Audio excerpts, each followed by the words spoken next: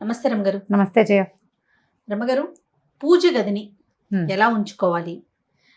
పూజ గదిలో ఉంచుకోవాల్సిన ఫొటోస్ గురించి, దైవార్చన గురించి, దీపం ఎలా పెట్టాలి, ఇలాంటివన్నీ మనం మాట్లాడుకున్నాం కదా. పూజ గదిని అందరికీ చూపించకూడదు, తర్వాత మనం పూజ చేసిన తర్వాత తలుపులు మూసే ఉంచాలి, ఇలాంటివి నేను కొన్ని విన్నానండి. ఇవన్నీ ఎంతవరకు కరెక్ట్ రమ్మగారు? ఇప్పుడు పూజ గది అంటే ఎంతమంది ఇళ్లలో పూజ గదులు ఉంటాయి జయ? పూజకి ప్రత్యేకంగా గది ఉండేవాళ్ళు కొంచెం తక్కువే. పూర్వకాలపు ఇళ్లలో, పూర్వోత్తరపు ఇళ్ళు అంటే ఏనాటివి? నా చిన్నప్పటి ఇళ్లలో భగవంతుడికి ప్రత్యేకంగా ఓ గది, దేవుడి గది అని ప్రత్యేకంగా ఉండటము, ఆ గది తలుపు వేసి ఉంచటము, ఆ ఇంట్లోకి అమ్మాయిల వాళ్ళు, పీరియడ్స్ వాళ్ళు అలా ఎవరైనా అటు పక్కకి వెళ్ళకుండా ఉండటము, దేవుడి గదిని తలుపేసి ఉంచడం పాతకాలపు పద్ధతి. ఇప్పుడు బాగా పెద్ద పెద్ద ఇళ్ళు కట్టుకోగలిగిన వాళ్ళు, దేవుడికి ఒక గది కేటాయించగలిగే అవకాశం ఉన్నవాళ్ళు, కొన్ని అపార్ట్మెంట్స్లో కూడా దేవుడి గది అంటూ సెపరేట్గా చిటిదైనా ఉంచుతున్నారు. కుదిరిన వాళ్ళే కుదురుతుంది. సాధారణంగా చాలా ఇళ్లలో ఇప్పుడు ఈ మధ్య అంటే ఒక 20 ఏళ్ళుగా, ఒక 15 ఏళ్ళుగా చూస్తున్నాం పూజ గది సెపరేట్గా ఉన్న ఇళ్ళు. అంతకుముందు ఏం లేదు, వంటింట్లోనే ఓ గూడు దేవుడికి. అవును. ఇప్పుడు దీన్ని ఎలా ఎవరికి చూపించకుండా నువ్వు మూసేసి అదేమిటో చేసేసి ఎలా చేస్తారు? కర్టన్స్ వేసుకోవాలి, లేకపోతే ఏదో చెయ్యాలి. కర్టన్ వేసుకోవడానికి కూడా కుదరకపోవచ్చు, ప్రాక్టికల్గా కుదరద్దు. చూపించకూడదు అనే నియమం ఏమన్నా ఉందంటారా మీ ఉద్దేశంలో? పెద్దవాళ్ళు కొంతమంది చెప్తారు జయ, అట్లా దేవుడి గది పనిమాలా చూపించకూడదు. ఇప్పుడు మా అమ్మ వాళ్ళ ఇంట్లో మాకు మా పద్ధతులు కొంచెం వేరుగా ఉంటాయి. వంటింట్లోనే మాకు దేవుడు ఉండేవాడు. మా దేవుడికి ఒక పెట్టు ఉండేది, పెదగోవింద పెట్టు అంటారు. పెరుమాళ్ళ పెట్టెకి ఆ తలుపులు ఉంటాయి, తలుపు ఉంటుంది లోపల. సాలగ్రామాలు అయ్యవార్లు లోపల ఉంటే ఆ తలుపుని ఎంతసేపు తీయటము, ఓపెన్ చేసి ఉంచటము, అర్చన అయిన తర్వాత తలుపు వేసేస్తారు. మళ్ళీ రేపొద్దున చేసి కౌసల్య సుప్రజారామ అని పూర్వ సంధ్య ప్రవర్తతే అనుకుంటా ప్రాతः తిరువారాధన కరిషి తీస్తారు తలుపు. ఎంత పెట్టి ఉంటుంది రమ్మగారు? అంత పెట్టి ఓ 1/1 ఉందనుకో. దేవునికి సంబంధించిన ప్రతిమలన్నీ అందులోనే ఉంటాయి. అందులోనే ఉంటాయి, ఉండేవి ఇది వరకు. కాస్త ఏదైనా పెద్ద పటాలు అవి పెట్టుకో తెలిస్తే వెనకాల పెట్టుకునేవాళ్ళు. మళ్ళీ కౌసల్య సుప్రజారామ అని తలుపు తీయటమే అలా ఉంటుంది. కొంతమంది ఇళ్లలో ఆది పద్ధతి. అదేలేండి. కొన్ని పెద్ద గదుల్లోనే ఉండి ఇలా మొత్తం దేవతా ప్రతిమలన్నీ ఇలా అలంకారంగా పెట్టుకుని షోగా పెట్టుకునే పద్ధతులు కొన్ని ఉన్నాయి కదా. ఇప్పుడు చూస్తున్నాం మనం దేవుడి గది ఇట్లా లైట్లు పెట్టడము, బోల్డ్ అని ప్రతిమలు, వెండి బంగారు ప్రతిమలు, పెద్ద పెద్ద దీపపు సెమ్మాలు, మన తాలూకు స్టేటస్ని, మన తాలూకు ధనాన్ని అంతా చూపించే విషయంగా దేవుడి గది ఉండటం కూడా ఒక పద్ధతి. ఇప్పుడు లోకం రకరకాల ఐడియాలు. అయితే ఈ దేవుడి గదిని పనిమాల ఎవరికైనా చూపించకూడదు అనేది సాధారణ నియమమే. అది ఇది దేవుడి గది అంటాం అంతే. తెరిచి మా దేవుణ్ణి చూడండి అని చూపించకూడదు. ఓహో, ఎప్పుడు చూపించచ్చు చెప్తాను. అది కూడా మనము సత్యనారాయణ వ్రతం చేసుకున్నాం. దేవుని చూసి దండం పెట్టుకోండి అని వచ్చిన వాళ్ళందరినీ పిలిపించి దండం పెట్టించి పువ్వులో ఏవో వేయించి దండం పెట్టిస్తాం. వరలక్ష్మి వ్రతం చేసుకుంటాం, మా అమ్మవారిని చూద్దురుగాని రండి అని తీసుకొచ్చి చూపిస్తాం. అట్లా ప్రత్యేకమైన అప్పుడే కానీ నిత్య ఆరాధన చేసుకునే పూజని అందరికీ చూపించకూడదు, చూపించేవాళ్ళు కాదు. వచ్చిన వాళ్ళు రకరకాల ఇబ్బందుల్లో ఉండుండొచ్చు, వాళ్ళు ఎక్కడైనా ఇబ్బందికరమైన చోట్లోకి వెళ్ళొచ్చి ఉండవచ్చు. కాబట్టి వాళ్ళని దేవతా వాటిని ముట్టుకోవటము అవి చేయకూడదు. గబుక్కున్న దేవతా మందిరాల్లోకి ప్రవేశించకూడదు. మనమే జాగ్రత్తగా ఉండాలి. వాళ్ళు చూపించినా అలాగే అని మనం యువతలకి రావడం మన మంచి పద్ధతి. కొంతమంది చూపిస్తారు, అది షోలాగా ఉంటుంది. వాళ్ళు ఎంత బాగా పెట్టుకున్నారు దేవుడి గదిని అలంకరించుకోవటం. నిజానికి వాళ్ళ ఇళ్లలో ఆ పద్ధతులు ఏం లేవు, క్రమంగా నేర్చుకుంటారు. ఎంత బాగా పెట్టుకున్నామో, ఎంత క్లీన్గా ఉంచుకున్నామో పైనుంచి ఒక గంట వేళ్లాడుతుంది.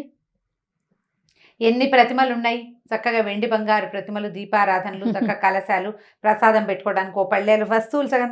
ఇదంతా ఏమిటి? ప్రదర్శన, ఆరాధనలో భాగం కాదు కదా. ఇప్పుడు ప్రదర్శన వస్తువుగా నీ పూజ గది ఉన్నది ఉంచుకుంటావు అంటే ఇక దట్స్ అప్ టు యూ. కొంతమంది చేస్తారు అట్లా, వాళ్ళకి చూపించుకోవాలని ఉంటుంది. ఇక వాళ్ళని మనం చేసేది ఏమీ లేదు. సాధారణ నియమం అయితే ఇది. సాధారణ నియమం అయితే దేవుడి గది ఊరికే ఒక గ్లాన్స్ చూస్తే ఓకే, అంతేగాని తలుపు తెరిచి ప్రతిదాన్ని ఇదిగో ఇక్కడి నుంచి తెచ్చాం అలా చూపించడం అంత మంచిది కాదు. దీపం వెలిగించేటప్పుడు, దీపం వెలుగుతున్నప్పుడు దేవుని గదికి ఉన్నటువంటి డోర్లు క్లోజ్ చేయొచ్చు. ఆ దీపం లోపల తలుపులు వేసేయచ్చు. ఇప్పుడు మామూలుగా దేవుడి గది అంటే దేవుడి గదికి పెట్టిన తలుపులకి కొన్నైనా రంధ్రాలు ఉండాలి, పొగ అది పోవడానికి. కాస్త ఆ మాత్రం గది ఉందనుకోండి, ఒక 4x4 గది ఉందనుకో, దీపం పెడతావు, ప్రసాదం నైవేద్యం ఏదో పెడతావు, బయటకు వచ్చేటప్పుడు తలుపేసేస్తే గాలి బారుతూ ఉంటుంది లోపలికి బయటికి, దీపం వెలుగుతుంది.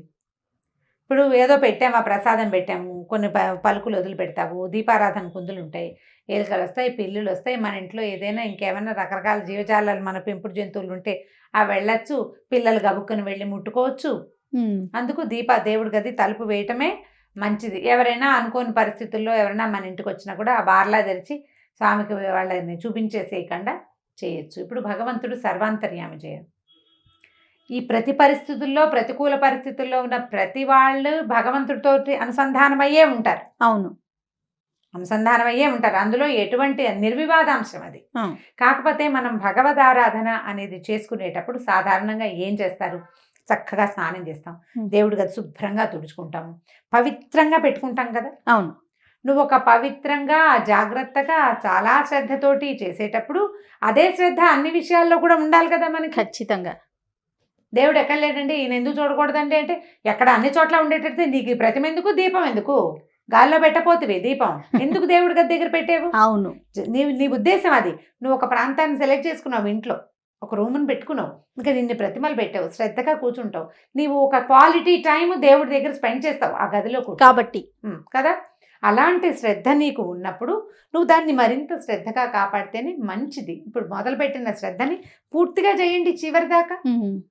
అది ఇతరుల దృష్టి నుంచి, ఇతరులు తెచ్చేటువంటి అపవిత్రమైన పరిస్థితులు, వాటి నుంచి, ప్రతికూలమైన పరిస్థితుల నుంచి, నెగిటివిటీ నుంచి మీ దేవతా స్థలం తాలూకు పవిత్రతని కాపాడుకోండి, ట్రై చేయండి దానికోసం. కరెక్ట్ అండి. ఇప్పుడు హాల్లో ఎక్కడో ఒకటే గూడు ఉంది, ఇక్కడ పెట్టావు దీపం, అందరూ వస్తారు, దండం పెట్టుకుంటూ పెట్టినారు, లేకపోతే లేదు, ఇది వేరే కదా. నువ్వు సెపరేట్గా ఓ రూము, ఓ ఇది, ఓ జాగ్రత్త ఉంటే అన్నీ జాగ్రత్తగానే ఉండాలి నీకు. అలా చేస్తేనే కదా ఇది పూర్తిగా. అవునండి, అవును, మొత్తం సాటిస్ఫై చేయాలి కదా. మనం కాదయా బీరువా కొనుక్కున్నాం, దేనికోసం, వస్తువులు దాచుకోవటానికి, జాగ్రత్తకి. బీరువా తలిపేస్తావా, వేయవా? ఖచ్చితంగా తాళం వేసి మళ్ళీ చెక్ చేస్తావా, వేస్తావా, ఎందుకు, జాగ్రత్తకి కదా. ఇక్కడ కూడా అంతే, సూపర్, సేమ్ అదే పాయింట్. కాబట్టి మనం అర్చనలు, ఏదైనా ప్రత్యేక అర్చన మనం దేవుడి గుడిలో కానీ దేవుడి బయట కానీ ఏదైనా పూజలు ప్రత్యేకంగా చేసుకున్నప్పుడు ఆ స్వామిని లేదా అమ్మవారిని దర్శింప చేయొచ్చు, కానీ నిత్య పూజని దర్శింప చేయవలసిన అవసరం లేదు. ముట్టుకోకుండా ఉండాలి, ఎవరు ముట్టుకోకుండా. నువ్వు ముట్టుకోవు అన్నప్పుడు ముట్టుకుంటావు, నువ్వు ముట్టుకోవు, శ్రద్ధగా స్నానం చేయలేదంటావు. మన దగ్గర అసలు సుమన్లో ప్రసాదం కూడా పుచ్చుకోలేదు మొన్న. స్నానం మేము నాన్ వెజ్ తిన్నానమ్మా, నేను తీసుకోను, రేపు తీసుకుంటాను, రేపు స్నానం చేసి ప్రసాదం తీసుకోవడానికి కూడా తల స్నానం చేయాలన్న నియమం పాటించే ప్రపంచం మంది. అవునండి. మరి అలాంటప్పుడు చక్కగా శ్రద్ధగా జాగ్రత్తగా కాపాడుకోండి దేవతా ప్రతిమల్ని, దేవతా మందిరాన్ని. వెళ్ళి వాటిని ముట్టుకోవటాలు, ఎవరింటికైనా వెళ్ళినప్పుడు ఆ మందిరంలో చేయి పెట్టటము అవి మాత్రం చెయ్యబోకండి, చాలా దోషము. వాళ్ళు ఎంత హర్ట్ అయిపోతారో. వాళ్ళు జాగ్రత్తగా కాపాడుకుంటున్న దాన్ని మనం ముట్టుకోవచ్చా?